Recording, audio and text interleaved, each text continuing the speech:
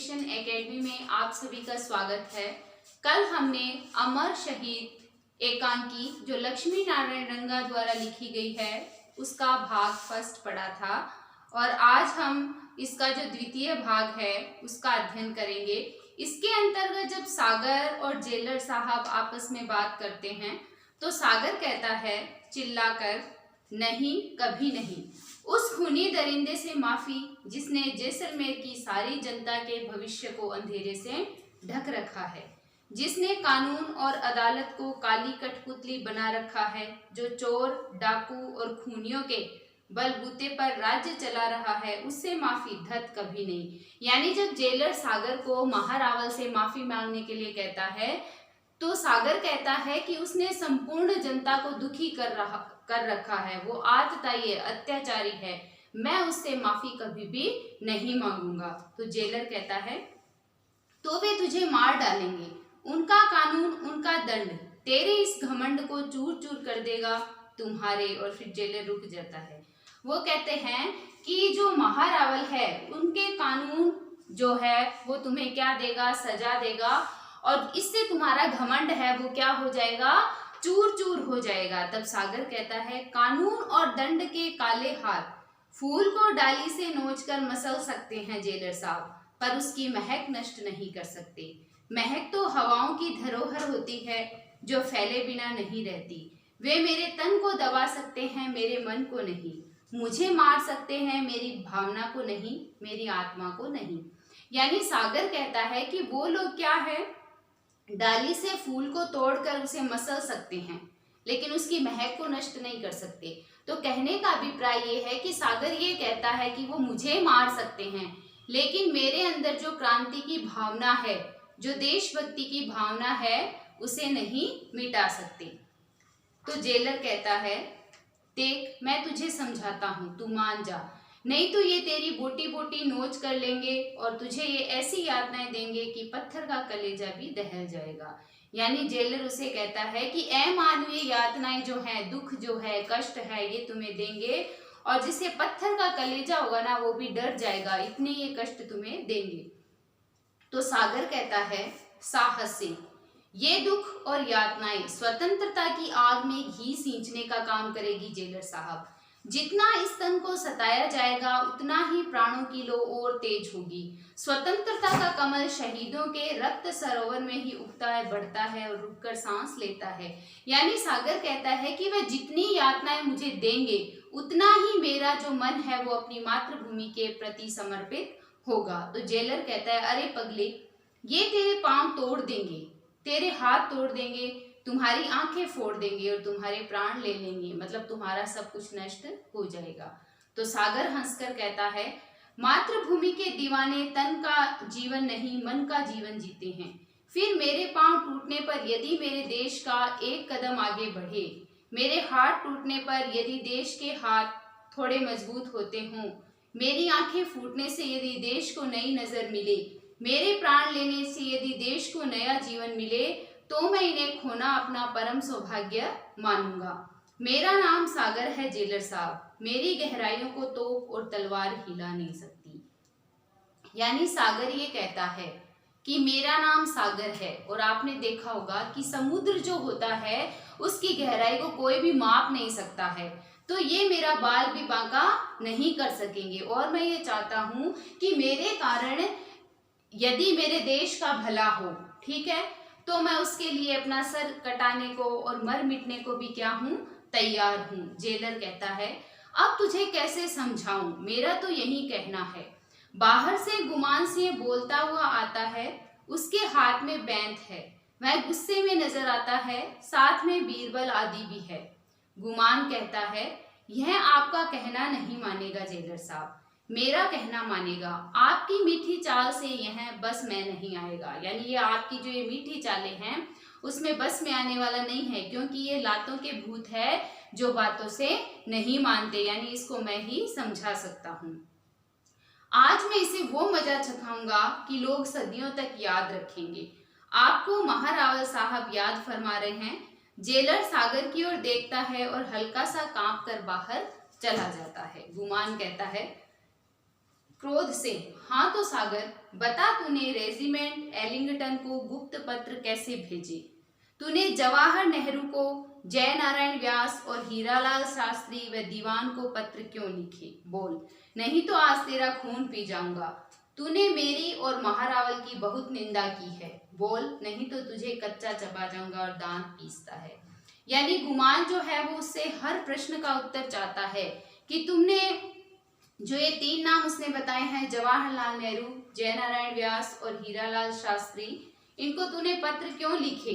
सही सही बता दे, नहीं तो तेरा खून पी जाऊंगा। यानी तेरी निंदा है, यानी तूने क्या किया है, महारावल की जो बहुत निंदा की है वो सही बात नहीं है। सही सही बता दे, नहीं तो मैं तुझे कच्चा चबा जाऊंगा। सागर कहता है, सच्चाई कहने का हर इंसान का हक है गुमान सिंह, तुम्हारे काले कारनामों का पर्दाफाश। यानी सागर कहता है कि हर इंसान को हक है कि वो सच्चाई को बयान करे, और मैंने यदि तुम्हारा पर्दाफाश कर भी दिया तो इसमें कौन सा गलत किया? गुमान कहता है, जोर से बैंक मारकर काले कारनामों का पर्दाफाश और कर।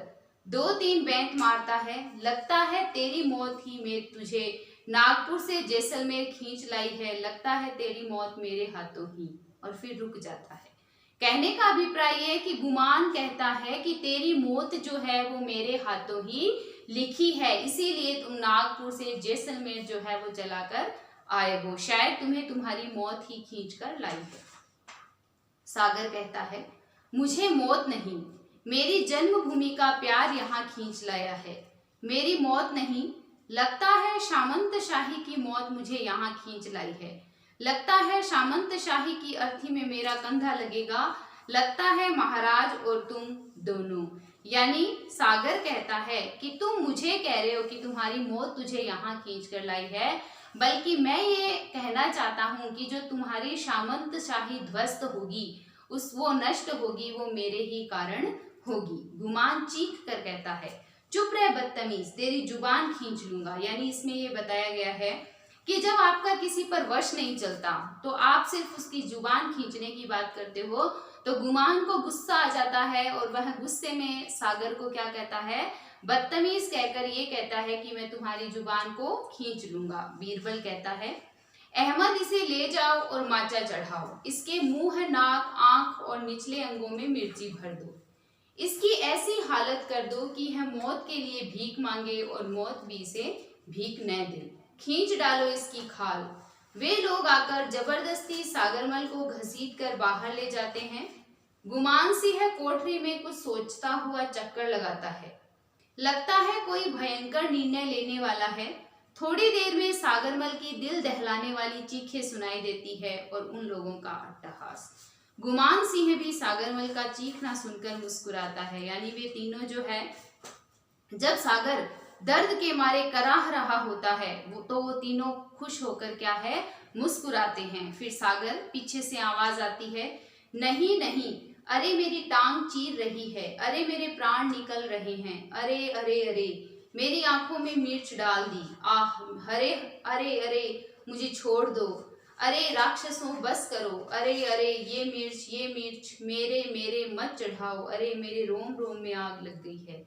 यानी सागर को इतनी अमानवीय यातनाएं दी जा रही है कि जिसके अंतर्गत सागर कहता है कि उसे जो असहनीय कष्ट हो रहा है, जिसे वह सहन नहीं कर पाता और कराह उठता है, जोर जोर से चिल्लाता है कि मेरे साथ ऐसा मत करो, मेरे रोम रोम में क्या है, आग लग गई है, छोड़ दो मुझे।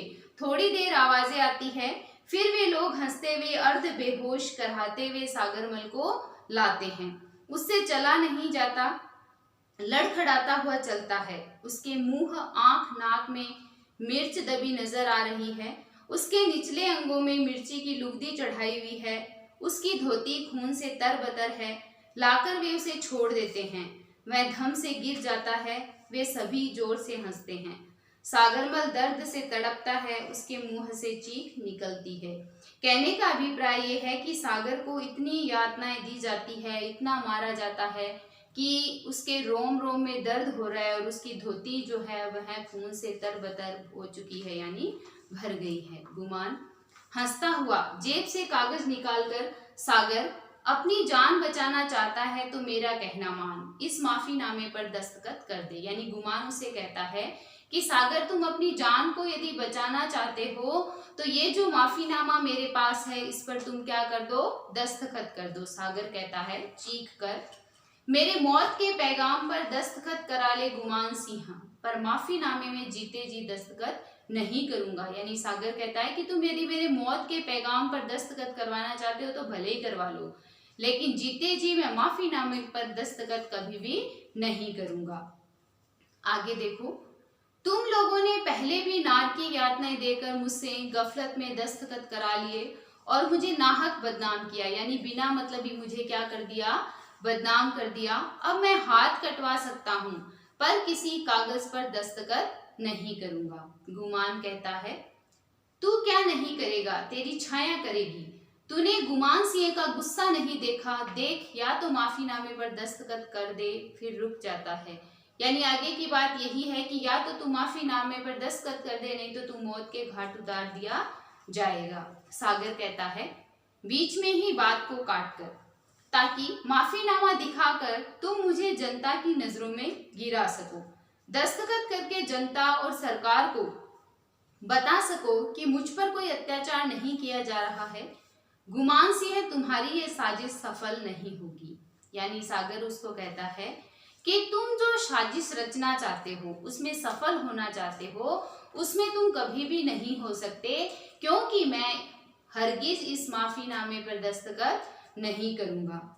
फिर देखो आगे वो क्या कहता है गुमान, व्यंग्य में हंसकर।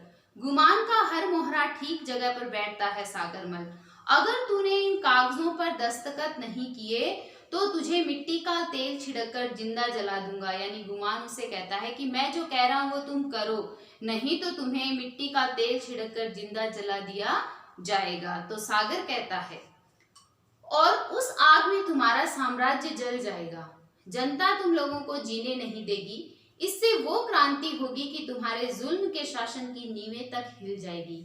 यानी सागर कहता है कि तुम मुझे जिंदा जलाना चाहते हो तो भले ही जलाओ, लेकिन जो तुम्हारे अत्याचार का जीता जागता कच्चा चिट्ठा है वो संपूर्ण जनता के सामने आ जाएगा, और इससे क्या होगा, जो क्रांति है वो और ज्यादा भड़क उठेगी। तो गुमान कहता है, गुमान ने कच्ची गोलियां खेलना नहीं सीखा है सागर। तुमने जगह जगह पत्रों में लिखा है कि इस अत्याचार को नहीं सह सकता, इससे तो आत्महत्या करना ही अच्छा है। हंसता हुआ खूनी भेड़िए सी नजर टिकाकर समझे कि नहीं।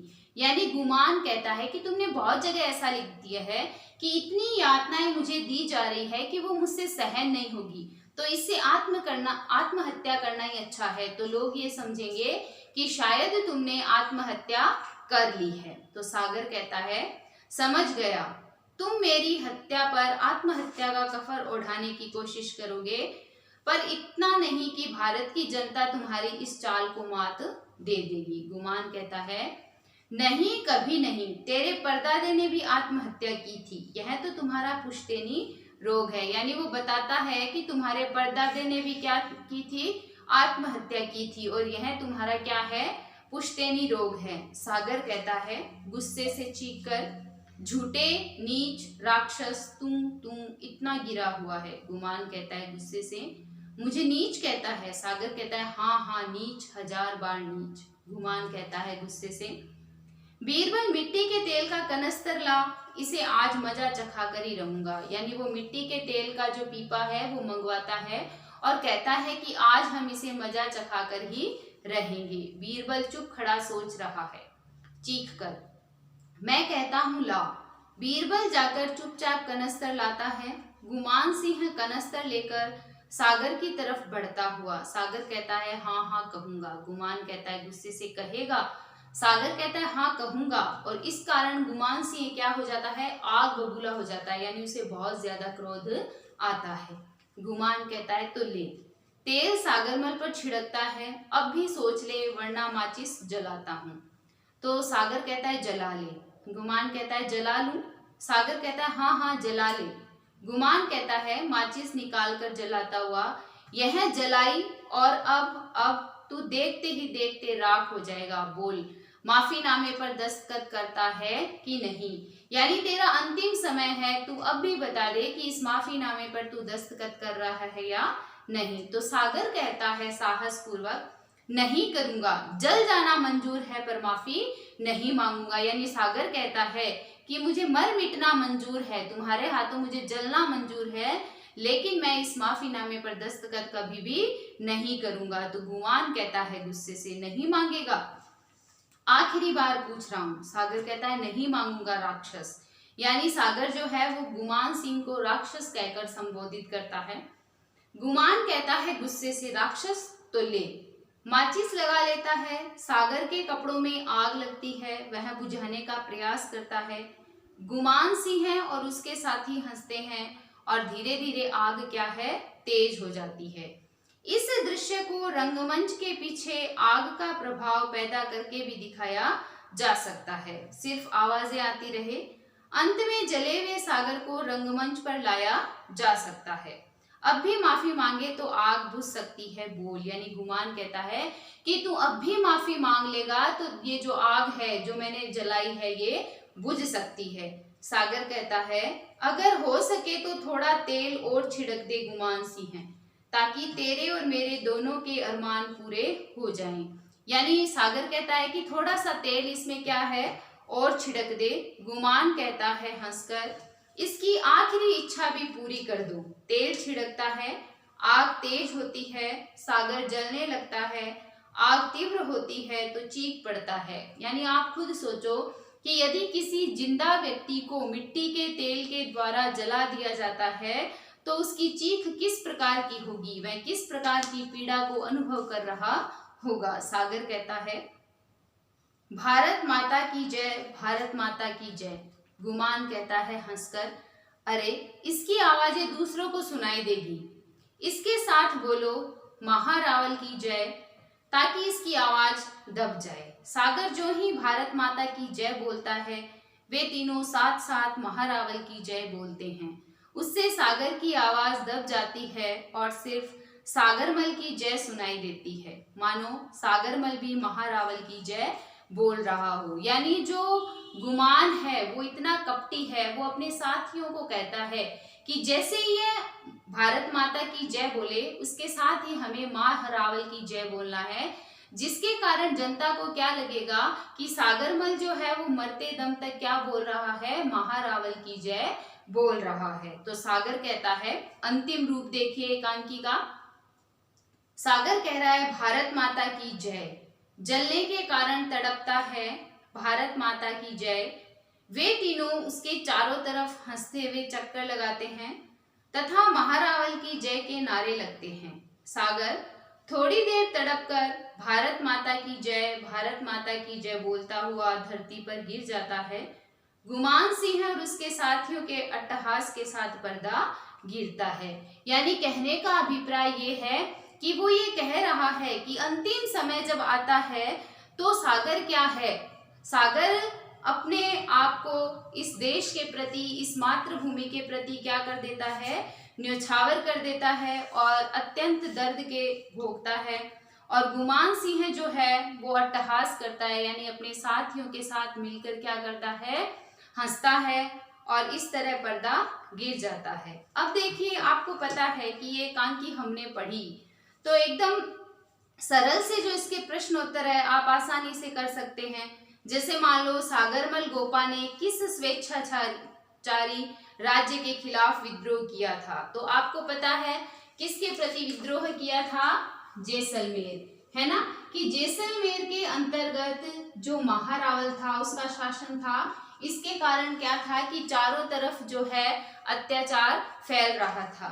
उसके बाद देखो सागरमल गोपा ने किन स्वतंत्रता सेनानियों को पत्र लिखे थे, तो इसमें 3 नाम दिए हुए हैं, जवाहरलाल नेहरू, जयनारायण व्यास, हीरालाल शास्त्री, उपयुक्त तीनों। तो आप इसका उत्तर एकदम आराम से दे सकते हैं। फिर देखो अमर शहीद एकांकी का मुख्य पात्र कौन था, तो आपको पता है सागर था। इस प्रकार आप संपूर्ण एकांकी को सही तरीके से, सही ढंग से पढ़कर अपने जितने भी इसके प्रश्न बनते हैं उसके जो उत्तर है आप खुद दे सकते हो। आशा करती हूँ आपको मेरा ये लेसन समझ में आया होगा। कल हम अपने नए वीडियो के साथ नई क्लास में फिर मिलेंगे। आप मेरे चैनल को लाइक करें, सब्सक्राइब करें, शेयर करें और बेल आइकन दबाना न भूलें। धन्यवाद। Number 1.